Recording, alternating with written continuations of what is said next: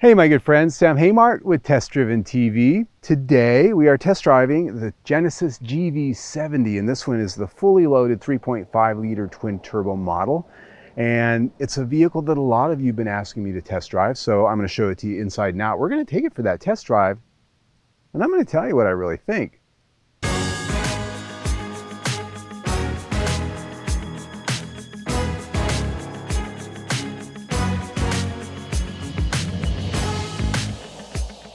Before we get out on the test drive, let's talk about what we've got here. And we are here at my favorite golf course, and I'm not trying to be cute about the Tiger Woods thing. It was a GV80 Genesis that he crashed last year. So, that's not what I'm doing. Not going there. What we've got here is a GV70 all-wheel drive 3.5 liter turbocharged Sport Prestige trim grade. As tested, we're pricing out at $64,000 and some change. This gives us a good example of what a fully loaded model looks like. And starting right up front, this has what is now the design signature for Genesis, this hexagonal grille with a nice mesh in it. And look at the headlights. Nice horizontally laid out dual element LED headlights. And they really actually quite well work at night, even though they don't look like they should. But they've got a distinctive design that you can tell from across a parking lot that this is a Genesis.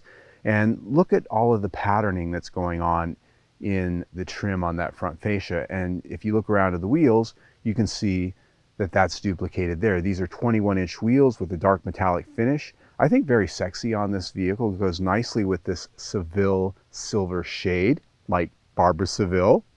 That's a reference probably not many of you get.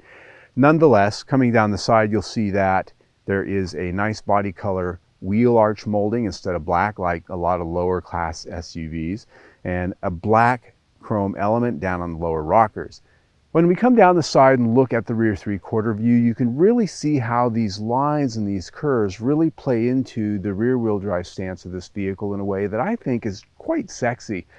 A lot of little details add to that. Look at the roof line. See how that chrome dips down underneath that rear window and wraps around to that nice hatch. Now this is a power hatch, of course. The spoiler is integrated.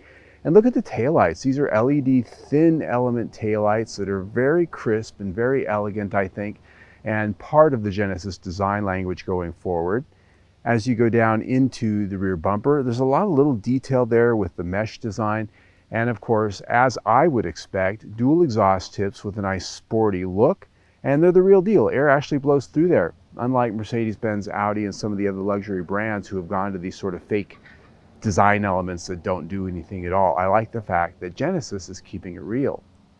Oh my God, would you look at this interior? Look at this. Look at this. I have got red and black everywhere. I feel like I'm in an adult store. A really nice one pointing that out. I have to mention that at least. No, in all seriousness, this is an interior that is worth buying this vehicle for. We have both of the top option packages here, which has given us the premium trim in the cabin. Look at the soft stitch trim across the dash, red contrast stitching on the black, black contrast stitching on the red, and the quality of the metal trims and the switchgear in here is just absolutely exquisite.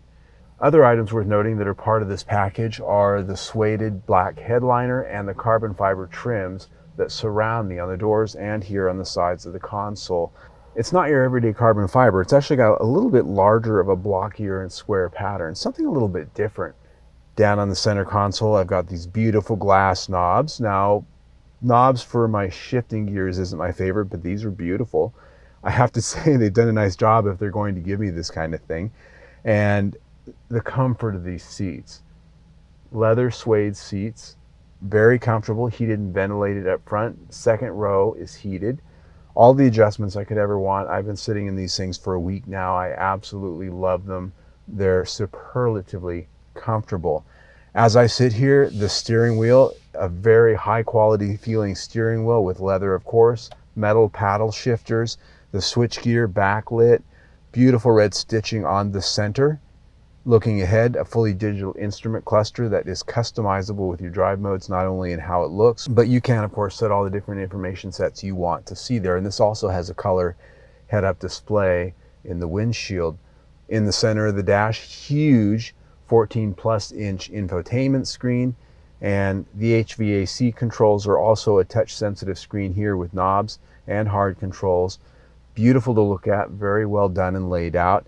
Now, the center console, not as versatile as some SUVs. This does have an opening slot here that you can put your phone in there and it can charge, but it's not one that allows you to actually see what's going on with your phone at a glance. You have to pull it out and look at it if you happen to be driving or if you park. There are cup holders here in the center, and as I mentioned, the controls for the infotainment system here and the gear selector here, drive mode selector up front, and a number of other things. In the center console, a little bit more than a square Kleenex box worth of storage inside there. Your rear seat passengers are going to be plenty happy, as there is a good deal of room back here, and all of the beautiful trim that we had up front is duplicated here in the back with the carbon fiber and the high quality satin finishes on the metal work. And here we do have features like the shades. I do have vents back here, and there are controls for the HVAC in addition to lots of charging ports. And as I mentioned before, we do have the heated seats back here. Now, the seating position, I do feel like I'm a little bit low here, especially for the size of this vehicle. I feel like the seating position could be a little bit higher, but it's not so low that I would complain about it too much. Legroom, obviously very good. These seats are set for my height, about 5'8" with my tennis shoes on. I've got about 3 to 4 inches ahead of my knees here. The seat back does adjust for rake, although it doesn't slide. They do fold down in a 60-40 split, as you'd expect here. Pretty nice, almost flat load floor.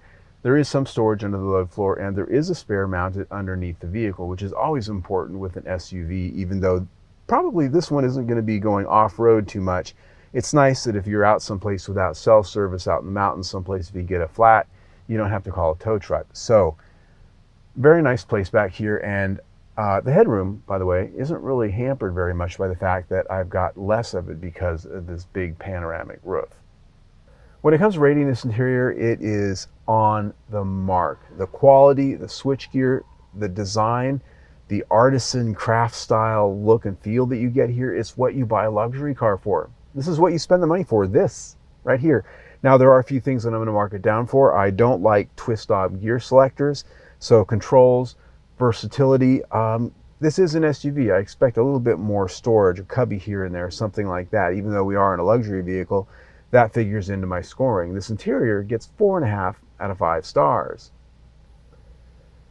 This infotainment system is top of the line Lexicon audio system, 14-plus-inch screen. Now, it is a touch screen. You can reach over there and touch it to do a few things, and the main controls are down here on the console.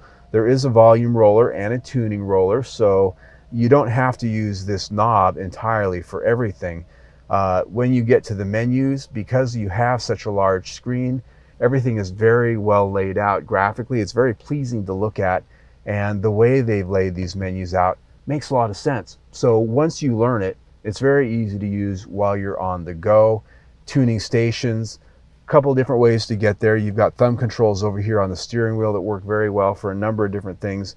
And this beautiful knob, it feels great in your hand. I like using this in virtually all ways, except the fact that it goes to this home screen every time you start the car. And I've talked about this in other Hyundai and Kia vehicles. I don't like that. Especially if I'm spending money here. I want this to stay where I left it when I got out of the car. I don't want to have to page through 2 or 3 menu choices to get it back to my station presets or wherever I happen to want it to be. It always goes to this home screen. But it really just isn't lacking much of anything that you're going to want here. This infotainment system gets 4.5 out of 5 stars. Before we get out on the drive, we're going to talk about real quick what's under the hood here. This has the optional 3.5-liter twin turbocharged engine, V6. It has 375 horsepower and 391 pound-feet of torque. Here it has all-wheel drive, and it's mated to an 8-speed automatic transmission. The EPA rates this at 19 mpg city, 25 mpg highway, and 21 mpg combined. And that is aided with the assistance of an auto start-stop system. So if you watch my videos, you know the question I always like to ask is, how does it go? Nice sound. Woo! Nice kick in the back. And 60. Woo! Yeah, this thing's got some sweet power, I gotta tell you. So, 8-speed automatic transmission does a pretty good job, especially in sport mode. Very tight, quick, aggressive shifts. In comfort mode and some of the other modes, a little softer feeling. It doesn't quite have that thickness, that beat you in the back feeling. One of the things this does have is auto start stop.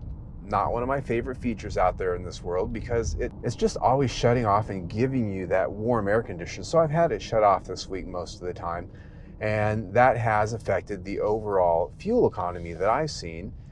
What I've actually seen this week and experienced is 18 mpg combined. So a little bit less than what's promised. I do find that this engine is a little bit on the grainy side in terms of its refinement. It doesn't have the silky smoothness of the inline sixes you'll get from Mercedes-Benz or BMW, but they do cost more.